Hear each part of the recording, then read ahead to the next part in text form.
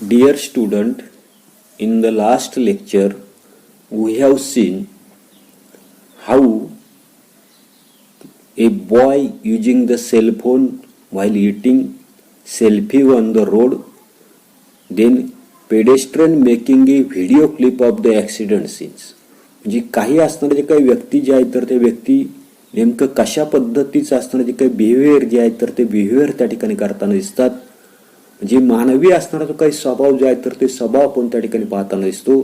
त्याच्यानंतरच पुढे आपल्याला काय दिलेले की इंटरनेट माय फ्रेंड की व्हिजिट द वेबसाईट www.cyberwatch टेकनकेंद्रा.government.in ही जी काही असणारी जी काही वेबसाईट जी आहे तर त्या वेबसाईटला त्या ठिकाणी भेट द्यायला सांगितली.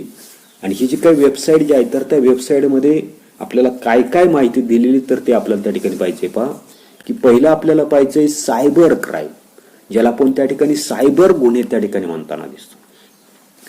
Banks continuously spread the message on the mobile phone about not to disclose the Aadhaar, PAN, credit card, debit card number and other personal information if demanded by any person.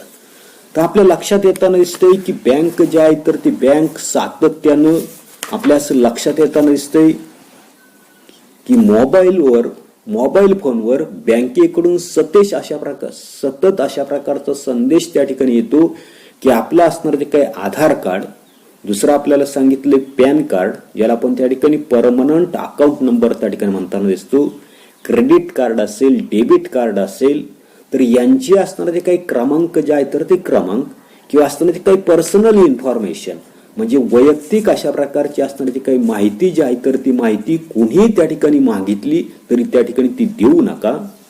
दुसरं आपल्याला सांगितले do not disclose your PIN to anyone while withdrawing cash from the ATM machine or purchasing through card payment. म्हणजे सर्वसाधारणपणे आपल्या असं लक्षात येताना दिसतंय की ATM मधून पैसे काढताना, ATMचा अर्थ आपल्याला त्या ठिकाणी लक्षात येताना दिसतोय ऑटोमेटेड ट्रेलर मशीन. काय सांगितलंय? ATM म्हणजे ऑटोमेटेड ट्रेलर मशीन. म्हणजे अशा पद्धतीचं ATM जे आहे तर त्या ATM मधून पैसे काढताना किंवा खरेदी करण्यासाठी कार्ड वापरत असाल तर त्या कार्डचा असताना जो काही पिन नंबर जो आहे तर तो पिन क्रमांक कोणालाही त्या ठिकाणी दिसू देऊ नका. अशा प्रकारच्या असणारे काही मेसेज जे आहे तर ते मेसेज तुम्ही त्या ठिकाणी वाचलेले असतील. व्हाय सच इन्स्ट्रक्शन आर गिव्हन, अशा प्रकारच्या असणाऱ्या काही सूचना ज्या आहेत तर त्या सूचना त्या ठिकाणी वारंवार त्या ठिकाणी का दिल्या जातात हे आपल्याला त्या ठिकाणी पाहिजे. मगाशी असणारे ते काही पिन नंबर, त्या पिन नंबरचा लॉंग फॉर्म आपल्याला त्या ठिकाणी सांगता येईल पर्सनल आयडेंटिफिकेशन नंबर.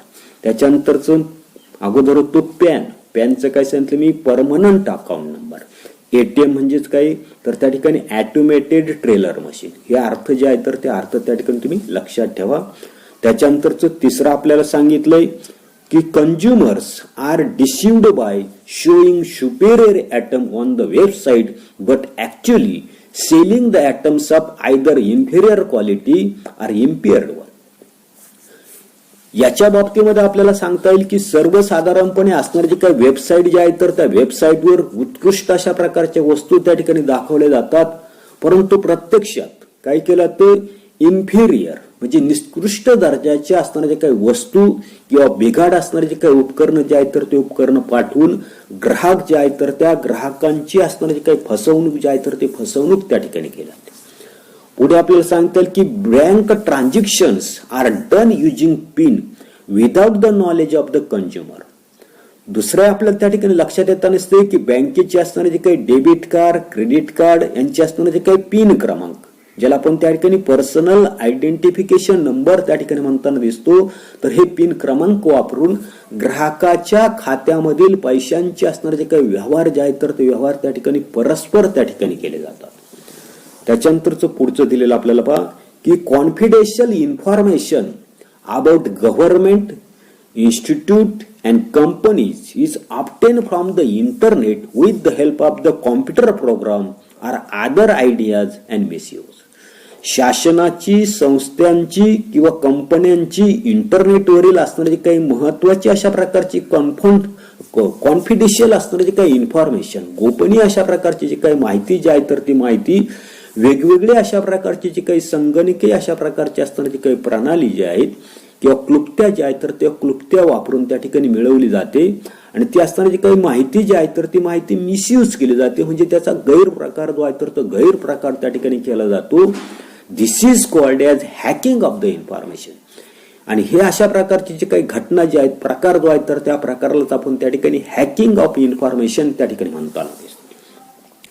पुढचं आपल्याला सांगितलंय की now days crimes like opening A fake account on the Facebook and displaying the false information and thereby teasing the girl or exploiting them financially. खोटं अशा प्रकारचं असताना ते काही फेक अकाउंट, ज्याला आपण त्या ठिकाणी खोटं अकाउंट म्हणताना दिसतो, म्हणजे खोटं अशा प्रकारचं फेसबुक अकाउंट उघडून त्याच्यामध्ये स्वतःची असणारी जी काही खोटी माहिती त्या ठिकाणी द्या, म्हणजे वय जे आहे तर ते वय त्या ठिकाणी कमी सांगणं आणि त्या माहितीच्या आधारे असणाऱ्या ज्या काही तरुण मुली ज्या आहेत तर त्या तरुण मुलींना त्या ठिकाणी फसवून काय सांगितलं, पहिलं आपल्याला टेसिंग म्हणजे विनयभंग करणं, दुसरं आपल्याला सांगितलं एक्सप्लॉटिंग देम फायनान्शियली, त्यांचं असणारं जे काही आर्थिक अशा प्रकारचं शोषण त्या ठिकाणी करणं, अशा प्रकारचे असणारे जे काही क्राईम जे आहेत तर ते क्राईम्स त्या ठिकाणी अलीकडं घडताना आपण त्या ठिकाणी वाचले असतील, पेपरला त्या ठिकाणी वाचले असतील. पुढचं आपल्याला सांगितलंय की misuse or illegal sales of the written literature, software, photo, video, music etcetera of the others by obtaining from internet is called as the piracy. म्हणजे सर्वसाधारणपणे दुसऱ्यानं तयार केलेले काही लिखित अशा प्रकारचं साहित्य, ज्याला आपण त्या ठिकाणी रिटन लिटरेचर त्या ठिकाणी म्हटलेलं आहे. सॉफ्टवेअर म्हणजे संगणकीय अशा प्रकारची प्रणाली असतील, फोटो असतील, व्हिडिओ असतील, संगीत असेल, हे इंटरनेटवरून त्या ठिकाणी मिळवणं आणि त्याचा असणारा काही गैरवापर करणं किंवा अवैध अशा प्रकारची गुन्हा विक्री त्या ठिकाणी करणं, हा जो काय असताना जो काही गुन्हा जो आहे तर त्या गुन्ह्यालाच त्या ठिकाणी पायरसी किंवा हा जो काही गुन्हा जे आहे तर त्या गुन्ह्याला चौर्य म्हणजे चोरी करणं, अशा प्रकारचे त्या ठिकाणी नाव जे आहे तर ते नाव त्या ठिकाणी दिले. आता या ठिकाणी डायग्राम जे आहे तर त्या डायग्राम मध्ये आपल्याला 3 चित्र त्या ठिकाणी दिलेली, की पहिला असतं जे काही डायग्राम जे आहे तर त्या डायग्राम मध्ये व्यक्ती जी आहे तर ती व्यक्ती काय करता नसते की संगणकाच्या सहाय्यानं त्या ठिकाणी असणारा जो काही व्यक्ती जे आहे तर त्या व्यक्तीचा असणारा जो काही खिसा जो आहे तर त्या खिशामधून त्या ठिकाणी काही असणाऱ्या जे काही वस्तू ज्या आहेत तर त्या वस्तू त्या ठिकाणी काढता नसते. दुसरे असणारे जे काही डायग्राम जे आहे तर त्या डायग्राम मध्ये आपल्या असं लक्षात येत नसते की ती व्यक्ती जी आहे तर ती व्यक्ती तो असणारा जो काही पिन नंबर असेल, पासवर्ड जे आहे तर त्याच्याशी त्या ठिकाणी छेडछाड त्या ठिकाणी करतात. तिसऱ्या याच्यामध्ये सर्वसाधारणपणे त्या व्यक्तीचं असणारे जे काही अकाउंट जे आहेत किंवा असणारे जे काही एटीएम कार्ड जे आहेत तर त्या एटीएम कार्डच्या साह्यानं त्याच्या अकाउंट मधले असणारे जे काही पैसे जे आहेत तर ती पैसे त्या ठिकाणी ती असणारी काही व्यक्ती जी आहे तर ती व्यक्ती त्या ठिकाणी काढून घेताना दिसते.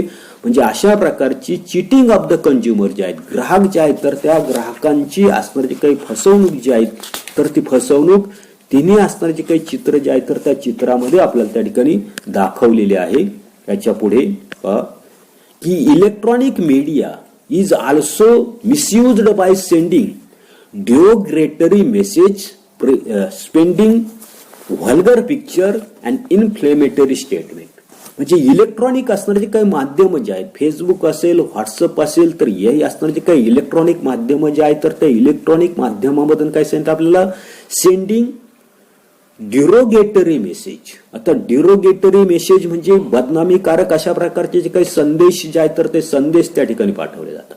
दुसरं आपल्याला सांगितलंय की स्प्रेडिंग व्हल्गर पिक्चर म्हणजे अश्लील अशा प्रकारचे असणारे जे काही चित्र जे आहेत की त्याला मराठीमध्ये अश्लील म्हणजे चित्र विचित्र अशा प्रकारचे असणारे जे काही फोटो जे आहेत, अश्लील अशा प्रकारची चित्र जे आहेत तर ती चित्र त्या ठिकाणी व्हॉट्सअप असेल, फेसबुक अशावर याच्यावर त्या ठिकाणी प्रसारित करणे.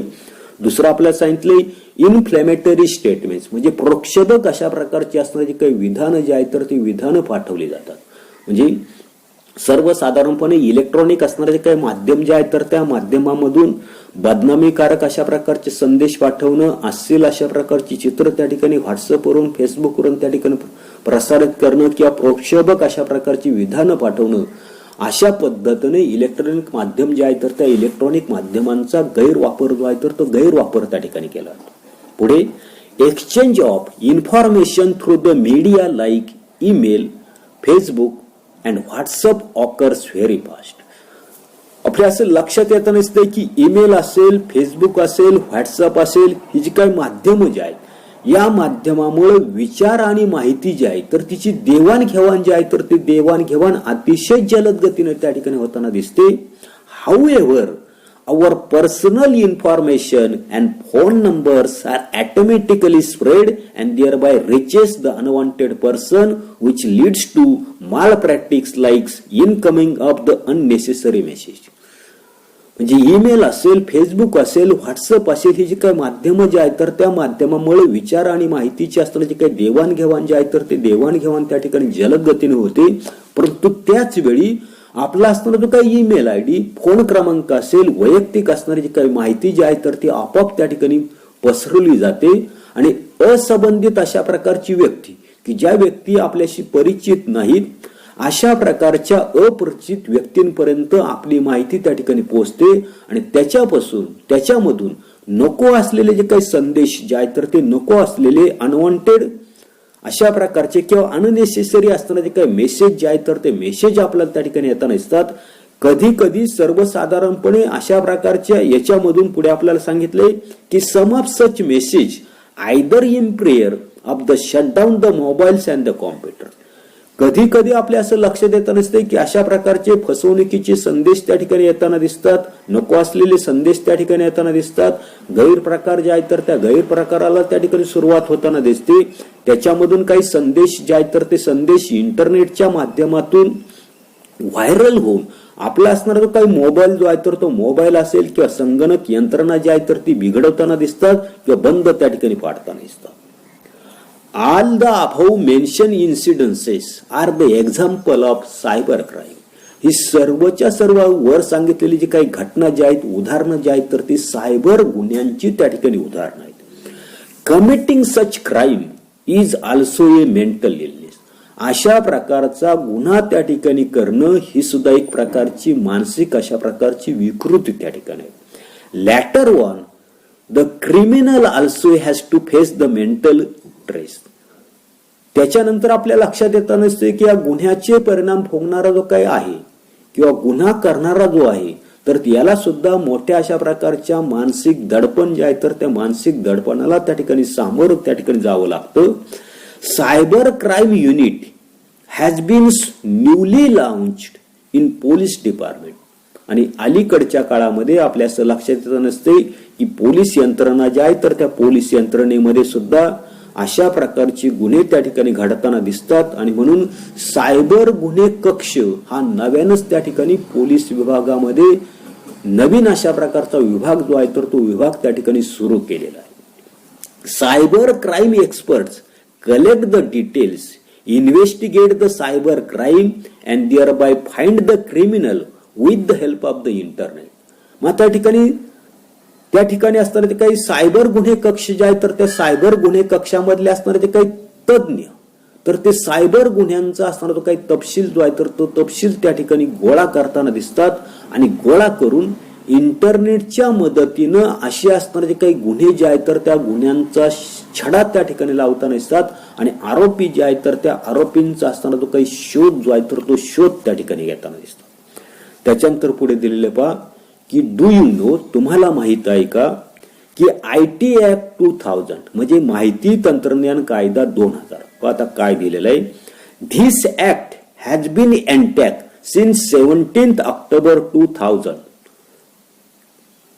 म्हणजे हा जो काय असणार जो काय IT ऍक्ट 2007 हा 17 ऑक्टोबर 2000 पासून त्या ठिकाणी अंमलामध्ये त्या ठिकाणी आलेला आहे. अँड बीन अमेंडेड इन 2008 आणि त्याच्यामध्ये 2008 मध्ये त्या ठिकाणी हा जो काही सायबर ऍक्ट जो आहे तर त्या सायबर ऍक्ट मध्ये सुधारणा जो आहे तर ती सुधारणा त्या ठिकाणी करण्यात आली.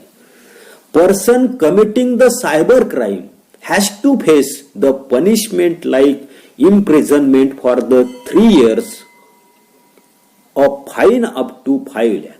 म्हणजे सर्वसाधारणपणे अशा प्रकारचे सायबर गुन्हे करणाऱ्या ज्या काही व्यक्ती ज्या आहेत तर त्या व्यक्तींना 3 वर्षाची इम्प्रिझनमेंट म्हणजे तुरुंगवासाची असणारी काही शिक्षा किंवा पुढे आपल्याला सांगितले फाईन अप टू 5 लाख किंवा 5 लाखापर्यंतचा दंड अशा प्रकारची कठोर शिक्षा त्या ठिकाणी केली जाते. Maharashtra is at forefront in controlling the cyber crimes आणि आपलं असणारे जे काही महाराष्ट्र राज्य जे आहे तर ते महाराष्ट्र राज्य अशा प्रकारचे असणारे जे काही सायबर गुन्हे जे आहेत तर त्या सायबर गुन्ह्यांवर नियंत्रण ठेवण्यासाठी देशामध्ये त्या ठिकाणी आघाडी घेतलेली. It has been proved to be the first state to start a separate cyber crime unit. की आपल्या लक्षात येत नसते की सायबर गुन्ह्यांवर नियंत्रण ठेवण्यासाठी महाराष्ट्र शासनानं देशामध्ये त्या ठिकाणी आघाडी घेतली असून याबाबत स्वतंत्र विभाग त्या ठिकाणी निर्माण करणारं देशामधलं महाराष्ट्र हे त्या ठिकाणी पहिलंच अशा प्रकारचं राज्य आहे. एवढाच असणारा जो काही भाग जो आहे तर तो भाग आपण या तासाला पाहू. पुढील भाग पुढील तासाला पाहू. धन्यवाद.